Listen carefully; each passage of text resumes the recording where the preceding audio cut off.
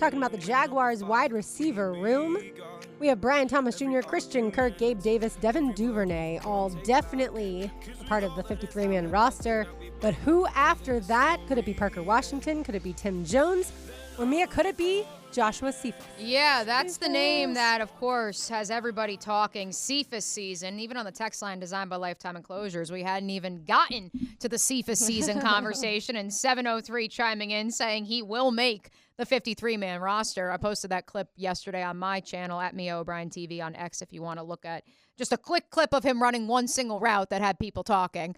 Shout out to Joshua Cephus' dad for retweeting it as well. Always appreciate a little bit of engagement and love. But no, it is an interesting conversation to have because a season ago, this Jaguars team kept 7 wide receivers. And part of why they kept 7 wide receivers was because they were very impressed with an undrafted free agent rookie then by the name of Elijah Cooks and didn't want to risk exposing him to waivers and in turn losing the opportunity to develop him.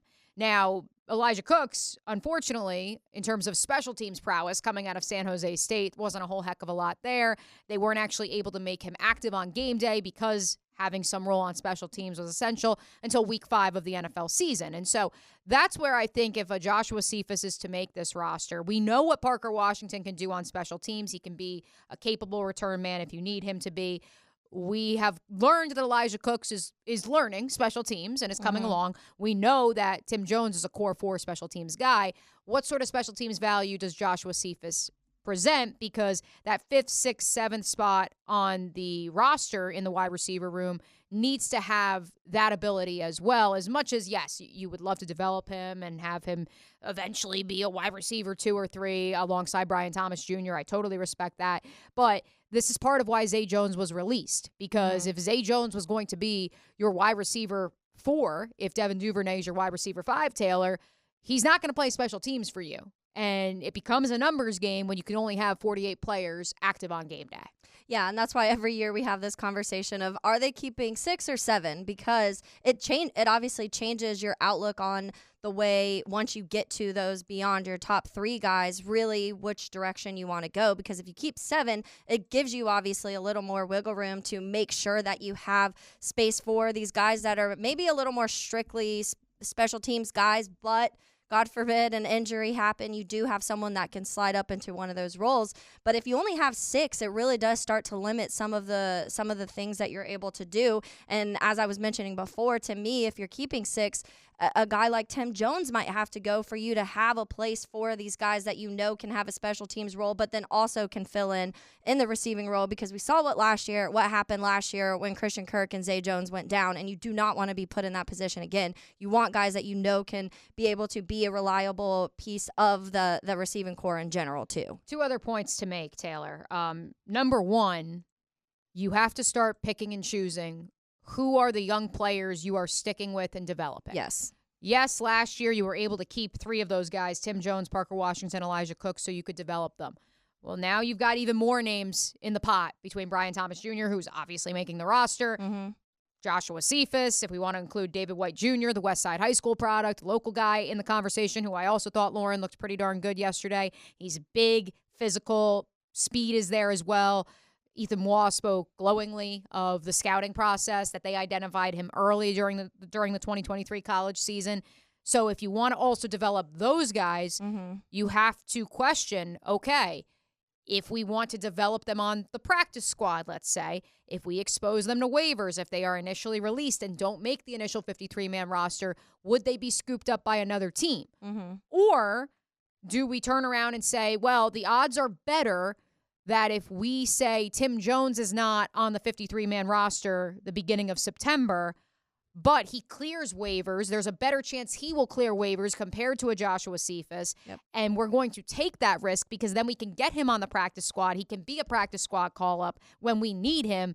Then we can have the best of both worlds. And we could keep a Joshua Cephus on the 53-man roster just like they did Elijah Cooks a year ago. Yeah, and that's what's hilarious to me, because we spent so much time during training camp last year on every show debating which was going to be the final receiver that the Jaguars kept. We were so hell-bent on the 6. Correct. I mean, people were texting me that would go out to training camp practices in that beautiful Miller Electric Center, and they got to be, sitting in the shade underneath the fans, and they're having the best time, and they're like, it's got to be Seth Williams. No, it's got to be Elijah Cooks. And I was like, well, trust me, we will talk ad nauseum about it on every show on 1010XL because it was such a hotly debated topic. And in the end, no offense to Elijah Cooks, but it didn't really matter. We spent so much time on that. And so while I appreciate these guys working their butts off through now until training camp, the reality of the situation is it's going to be the first 4 to 5 guys that make the most impact. But yes, we are a sports talk radio entity, so that's why we debate it until we are blue in the face. And I also think, again, today we're focused on the 2024 Jaguars wide receiver room, Lauren. Last week, again, we did the offensive line,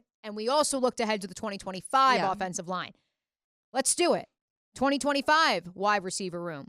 Gabe Davis will be under contract. Brian Thomas Jr. obviously under contract. Devin Duvernay in a contract year because he signed a 2-year deal.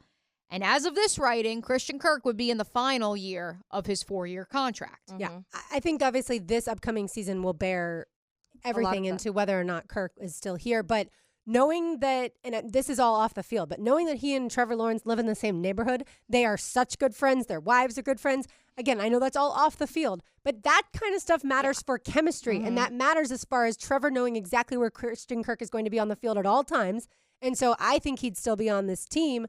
But then, of course, the year after that, the cap hit would be crazy. Well, and I think when you look also, and I've mentioned this before, but the next year, the 2025 free agent wide receivers, the list is like 25 long, and you'd want 20 of them. Like it is massive. So long as they make it to free agency. Yes, and that's the conversation we've had of some teams are starting to lean away from giving these big contracts to some of these big name wide receivers because they know they can go and find somebody in the draft, whether it be in the first, second, third round, and are still getting massive production. When you look at some of these top guys, and they had a list, we'll talk a little bit later about the under 25 guys, but some of that list, and then also when you look at the list that PFF also dropped of their top 15 wide receivers, there's a large portion of that are that are young enough and are just approaching this end of their first contract. And so those conversations also come into play. And then another question for you guys too, when we're talking about the receiving, not technically wide receivers, but the guys catching the balls when we're talking about tight ends, because obviously we know Evan Ingram is the tight end one here in Jacksonville. He's somebody who's really, Jags fans have really grown to love him. A lot of people kind of say he's more of that receiver type tight end, not a full and true tight end. There has to be a point where they really start to develop and find a tight end that they feel like can be a true tight end and play like a tight end. So do you think that is on the roster right now? Yes, because if it's not, it'll come back to haunt the coaching staff on the offensive side of the ball, most of whom were retained from a season ago, who reportedly banged the table and said they wanted Brenton Strange, that they wanted to run more heavy personnel, and they needed a capable tight end who was capable as a blocker as well as a receiver to complement Evan Ingram, who, again, as we're talking about contracted numbers, don't forget, Evan Ingram, 30 years old, entering year 2 of a 3-year contract. Do I believe he still has many years of production ahead of him? I do, especially in this system that it's extremely favorable to his skill set. But it is worth noting, Taylor, and I'm glad you brought it up, because you do need to see that production. And in turn, if you are going to run 2 tight end sets, then to Lauren's point of it doesn't even matter who wide receiver 5 and 6 are because they're going to be playing more special teams than they are actually contributing on offense, then it's even more important that you have that second tight end who's a capable receiver compared to wide receiver 6. Yes, because I think it's something we talked so much about when Doug first came here, what he did with Philly and the way he used tight ends and how he had so many tight ends on the roster that were able to do multiple things in blocking and receiving and honestly used in multiple different ways. And I feel like we haven't quite seen that here, and a large part of it is I just don't know if they've had that tight end. So I do think it's an important thing for this next year looking forward that a guy like Brenton Strange really starts to make his place in that. Not saying this year he needs this massive leap to where he's one of the best in the league, but you want to be able to see these steps to where in the next couple seasons you can, if you have to start talking about this Evan Ingram towards the end, do you have a guy that can come in and step in and play that multi-tight end role? And I didn't watch Josiah DeGrar yesterday. You have one really nice catch after you left practice yesterday. Okay. Yeah, So, really nice catch. So that's the question again. Do they keep 3 tight ends? Do they keep 4 tight ends? We know Evan Ingram, Britton Strange, and Luke Farrell are going to be on the 53-man roster, barring some sort of injury. So then does Josiah DeGuara make it? I mean, do they hope that, again, I think that they keep 4? So again, roster management I think is going to be fascinating this August, because I think that the Jaguars have a very unique opportunity, and this goes for all 32 teams, but especially the Jags, knowing the logjam they have at those 2 positions in particular. They have a very unique opportunity where you can gamble and you could say, well, actually, you don't even have to, because DeGuara would be a vested veteran. And so you could pull what I think some folks in this town refer to as the Adam Gotsis rule, or even Blake Hance last year. Mm-hmm. You release them. You get your 53-man roster in order. You put the players who are going to go on the reserve injured list on the reserve injured list. You reopen those spots, and then you bring them back either onto the 53-man roster or as one of the vested veteran spots on the practice squad. And in turn, now you have the ability to call them up each week, even if that does mean that, yes, they could be free to sign with another team. But perhaps if you say to a DeGuara, hey, we're not going to call you up every week, but if we need an extra tight end because we are going to run a lot of heavy personnel sets, or we need an extra blocker because we're going to run the ball a heck of a lot against insert team name here, then maybe that's enough of a sales pitch to keep somebody around. The same vein, again, I'll repeat what I said earlier in the program. I think that you have an opportunity where you could say to your personnel staff and to your coaches, we believe there's a better chance that Tim Jones clears waivers than Elijah Cooks or Joshua Cephus. And so we're going to take that risk. We're going to release him, put those other 2 young players on the 53-man roster, hope he clears waivers, and then put him on the practice squad.